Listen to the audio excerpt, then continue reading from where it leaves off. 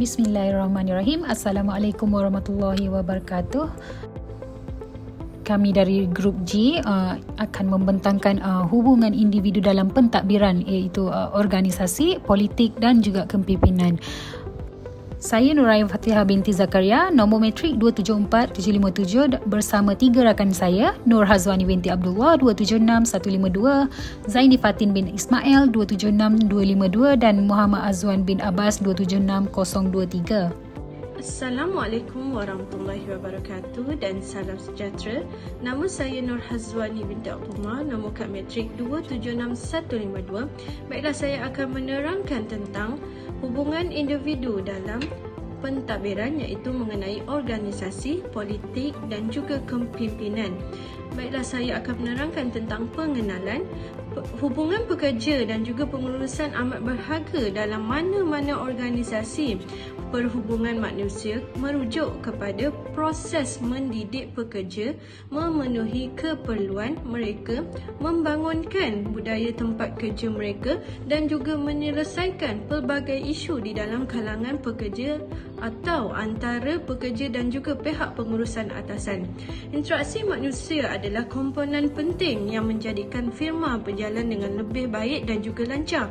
Pekerja mestilah sentiasa sering bekerjasama dalam membuat sesuatu projek, membincangkan idea dan juga memberikan galakan untuk menyelesaikan sesuatu tugas yang telah diterima.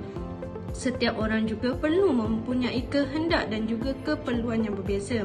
Setiap budaya hubungan yang manusia yang berjaya merangkumi pelbagai perspektif, menampung jagaan yang berbeza dan memenuhi keperluan individu pekerja. Baiklah, seterusnya mengenai teori yang berkaitan.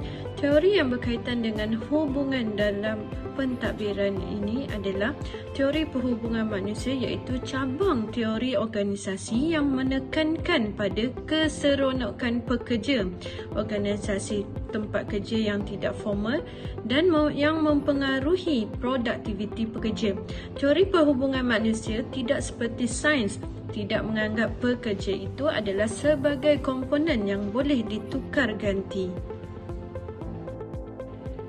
Baiklah, seterusnya iaitu mengenai kepentingan hubungan manusia dalam pentadbiran. Kepentingan hubungan manusia dalam pentadbiran ini akan berhubung kait dengan 3 komponen penting, iaitu organisasi, politik dan juga kepimpinan di dalam sesebuah organisasi.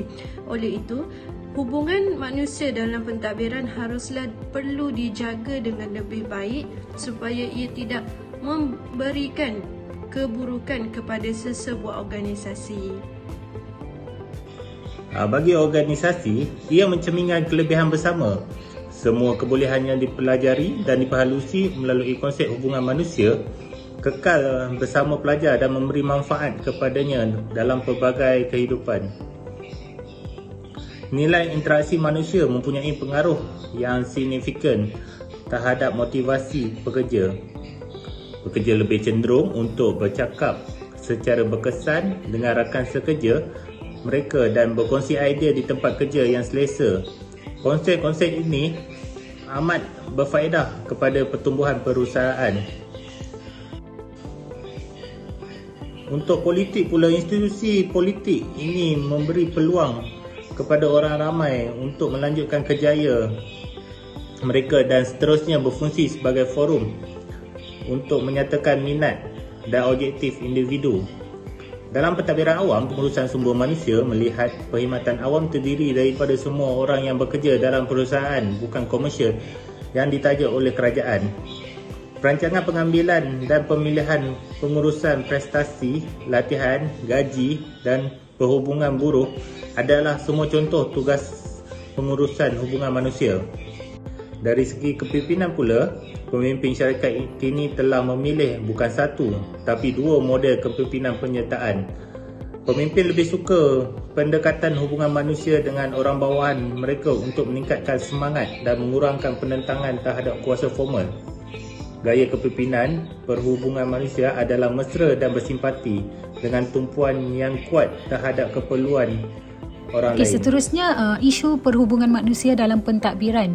Okey, antara isu utama perhubungan manusia dalam pentadbiran ialah pertikaian antara pekerja atau antara pekerja dan pemilik perniagaan. Okey, ini adalah salah satu perkara yang biasa bagi mereka. Antara salah satu kebimbangan yang paling ketara ialah bagaimana kedua-dua pihak berkomunikasi antara satu sama lain atau sama ada mereka berkomunikasi sama sekali. Jika kedua-dua pihak tidak dapat berkomunikasi dengan mudah dan kebimbangan mereka boleh diakui di mana pertikaian itu mungkin tidak terkawal. Ini juga mungkin membawa kepada semangat organisasi yang rendah atau pemecatan ahli pasukan. Jadi, pertimbangan untuk membina kaedah yang membolehkan hubungan tetap di kalangan ahli pasukan untuk mengurangkan kemungkinan konflik berlaku. Jika ia berlaku, ia menggalakkan perbualan terkawal tambahan. Jadi ini dapat menunjukkan bahawa ia menjadi salah satu ketakutan terbesar setiap pemilik syarikat apabila salah seorang pekerja mereka cedera ataupun terbunuh semasa bekerja.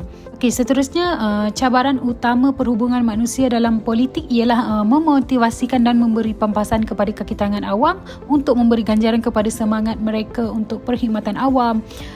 Lepas tu mengurus peranan politik penjawat awam dan responsif politik. Seterusnya memilih identiti yang menonjol untuk mencapai perwakilan dan kepelbagaian dan juga mereformasi perkhidmatan awam. Cabaran ini menyukarkan dalam pengaruh ke atas prestasi individu dan organisasi. Lepas tu motivasi dan pampasan berkenaan dengan apa yang mengikat dan memberi tenaga kepada individu dalam syarikat. Jadi untuk mengurus kaki tangan, satu strategi dipengaruhi oleh pihak rasional, seterusnya mengiktiraf kepentingan diri dan insentif ekstrinsik seperti pampasan berasaskan prestasi dan juga pemantauan dan pengawasan masih tidak dapat lagi diwujudkan. Kaedah kedua pula dipengaruhi oleh teori penentuan nasib sendiri dalam menekankan prinsip belas kasihan dan prinsip prososial sambil menekankan insentif intrinsik, reka bentuk kerja dan pemilihan yang teliti untuk memupuk rasa cinta kepada perkhidmatan awam. Okey, kesukaran yang ketara ialah mengenal pasti dan memupuk orang yang mempunyai dorongan perkhidmatan awam serta kemahiran dan semangat yang memberi ganjaran untuk perkhidmatan awam.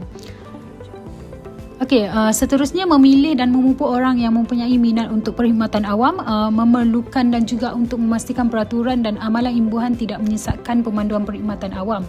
Isu lain ialah tugas politik yang dimainkan oleh pihak pegawai awam dan juga kerajaan serta sejauh mana pekerja awam bertindak balas secara politik. Okey, dengan beberapa pengecualian yang ketara, seperti memilih pegawai kerajaan berdasarkan merit dan juga mempunyai tangga kerjaya yang berbeza untuk ahli politik. Seterusnya pekerja awam sering dikaitkan dengan tadbir urus dan pertumbuhan ekonomi yang lebih berkesan. Jadi, tugas, persepsi peranan dan tingkah laku penjawat awam dipengaruhi oleh tradisi, sejarah dan budaya politik.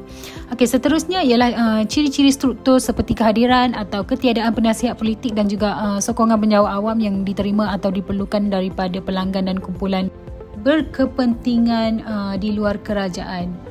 Seterusnya peranan kaki tangan awam kanan juga ditentukan oleh kepakaran mereka dan keupayaan perlantikan politik awam. Okey, seterusnya ialah ciri perintah dan kawalan individualisme tidak lagi masuk akal dalam suasana kolaboratif. Yang ni merupakan salah satu sebab mengapa sesetengah pemimpin sukar untuk menyesuaikan diri. Jadi, pemimpin autoritarian lebih cenderung untuk berjuang malah gagal dalam situasi ini. Individu yang mempunyai gaya kepimpinan penyertaan yang kuat sebaliknya mungkin mengambil kepimpinan pasukan seperti IT untuk bermain dalam persekitaran organisasi dan juga majoriti tinggi yang mempunyai jenis kepimpinan lain mungkin menyesuaikan diri dan juga belajar. Okey, seterusnya untuk perbincangan dan cadangan. Seorang pemimpin harus memahami dan dapat mengaplikasikan prinsip-prinsip perhubungan manusia agar pelaksanaan perhubungan manusia lebih terarah dan berkesan serta mengarah dan mengelakkan pekerja menjalankan sebarang kerja atau aktiviti organisasi dengan baik agar organisasi mencapai matlamatnya.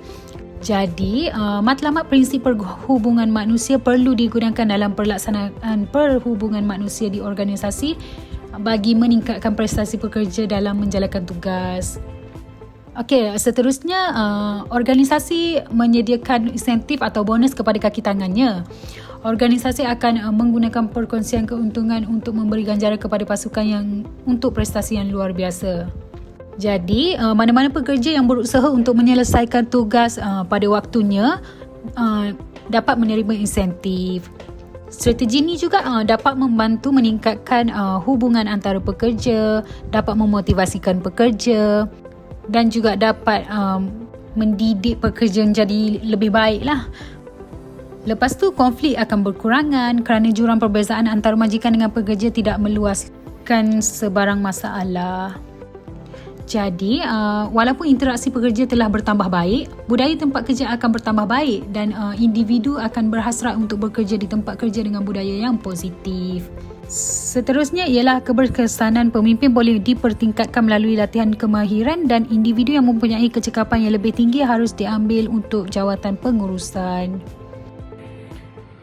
Assalamualaikum, saya Muhammad Azwan akan teruskan dengan kesimpulan. Kesimpulannya, jika tamu dua manusia ingin terus hidup, kita mesti memupuk ilmu perhubungan manusia.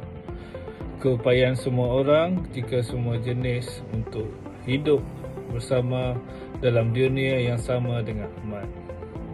Dengan dalam hubungan manusia, kebaikan dan kebohongan bernilai 1000 kebenaran. Sekian, wabillahi taufiq wa hidayah. Wassalamualaikum warahmatullahi wabarakatuh.